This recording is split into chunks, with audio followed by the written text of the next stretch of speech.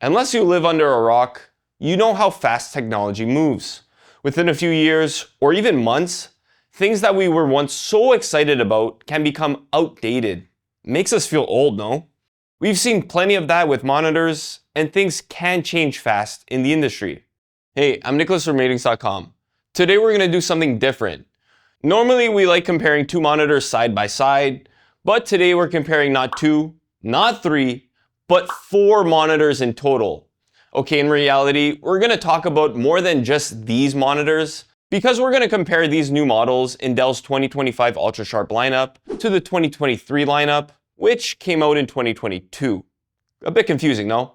Keep in mind that Dell doesn't release new models every year, so the 2025 models more or less replace the 2022s, and that's why we want to compare them today. So what are the big differences, and is it worth upgrading to the new lineup?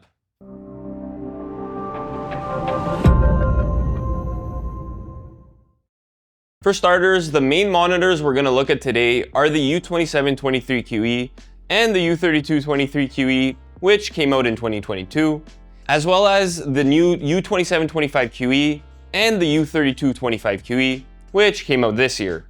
They're all 4K monitors, with one of the main differences being the sizes. Those sizes are right in the model names. 2 are 27 inches, and the other 2 are 32 inches. Of course, these aren't the only models in the UltraSharp lineup. We've also tested the U3425WE and the U4025QW, which are ultra-wide monitors from the 2025 lineup, so they share similar features to the models we have here. But as you can see, we're running out of space to put them here. There are other UltraSharp monitors we haven't tested, like the U2424H or the U2724D, for example. You could actually head on over to our website and vote for them if you want to see them tested though. But we don't want to focus too much on performance in this video. We actually want to talk more about the differences in features between the lineups, so that this video applies to almost any UltraSharp monitor. On the surface, these monitors look pretty similar. No surprise here. So you actually have to look under the hood to notice any differences. Or rather, just look at the inputs on the back. The two lineups have a few of the same ports, like 5 USB-As, an audio jack, and 1 DisplayPort and HDMI input on each. But the HDMI port on the 2025 models actually support HDMI 2.1 bandwidth. More on that later. But one of the bigger differences with the 2025 lineup is that it supports Thunderbolt 4, which the 2022 models don't. This is ideal if you want to connect your Thunderbolt laptop, like a MacBook, and make full use of it with fast data transfer. And even though both the new and old lineups have DisplayPort outputs for daisy chaining, the new monitors also have Thunderbolt outputs. This means you could connect 2 external monitors directly to the monitor, which is definitely helpful if you have a multi-monitor setup. Besides that, the new models also have 2 extra USB-C ports, and they're easier to access with the pop-out underneath the bottom bezel.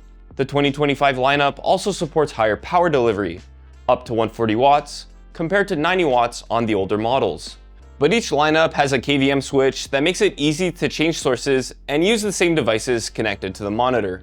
So basically, one of the main selling points of these UltraSharp monitors is the USB hub, so you can connect a bunch of devices. But clearly Dell wanted to release the new models with added features too.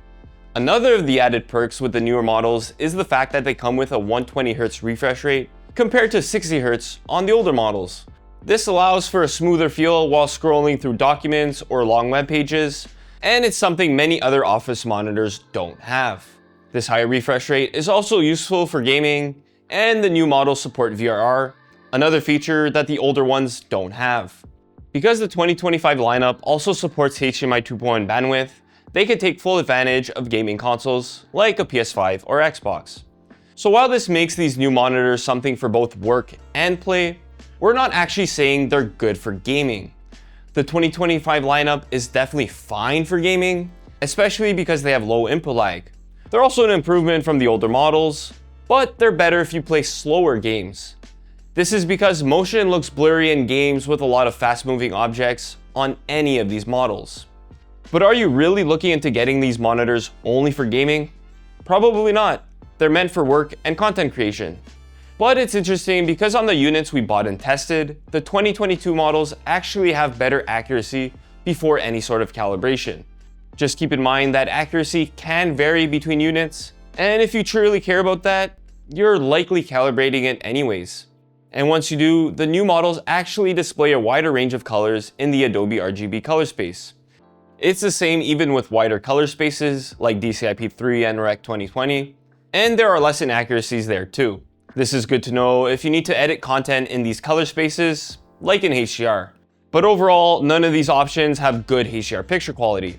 Even though the new models have an enhanced IPS black panel compared to just regular IPS black panels on the old ones, the contrast isn't that much better. They definitely do have better contrast, but combined with their terrible local dimming features, HDR content looks kinda bad.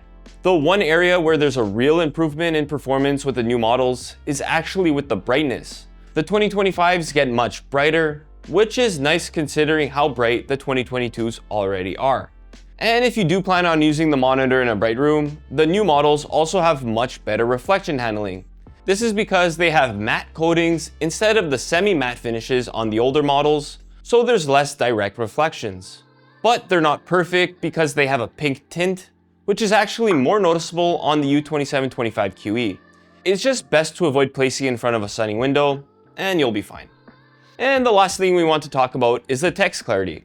We want to start by saying that text looks very sharp on any of these 4K monitors. But the resolution isn't the only thing you need to think about when comparing text clarity. What's more important is the pixel density, which depends on the size and resolution. So when looking at these 4K monitors, it's the 27-inch screens that have the higher pixel density. Text looks a bit sharper on them because of this, but honestly, the difference is so hard to tell. You'll likely only notice it if you switch from a 27 to 32-inch screen, or if you have them side by side, but like we said before, text looks sharp on any of these screens. With that said, the pixel density is what you have to consider when looking at any of the UltraSharp monitors. Take the U3225QE for example. It's a 34-inch ultra-wide with a 1440p resolution. The pixel density is lower, so text doesn't look as sharp. And we could apply the same concept to any UltraSharp model. Even something like the U3223QE, which is another 4K monitor, but with a bigger 43-inch screen, will have worse text clarity because of its lower pixel density. So after all this, is it worth upgrading to the new 2025 UltraSharp lineup? It depends. It's likely not worth upgrading if you already have an UltraSharp monitor, especially from the previous generation. Unless of course you want the new features the new models offer, like Thunderbolt, HDMI 2.1, and a 120Hz refresh rate. So if you're shopping for a high-end monitor and you aren't limited by your budget, then yes, the 2025 lineup is definitely worth getting. But if you're on a tighter budget, you might want to consider getting a 2022 model while they're still available. They're cheaper, and you could get them for less than when they first came out. And honestly, if these 4K options aren't right for you, you should check out the other UltraSharp models they have. Because these monitors perform so similarly, any differences really come down to size, resolution, features, and of course, price. There's anything from 24 to 43 inches in the lineup, so there isn't one UltraSharp model that's clearly better than the others. That's all for comparison between 4K monitors in the 2022 and 2025 UltraSharp lineups. If you want more details on the monitors, check out our written reviews. The links are in the description below. Until next time, I'm Nicholas from RTINGS.com, where we help you find the best product for your needs. Ciao. What you doing there? Juggling all my responsibilities. And we have a blooper.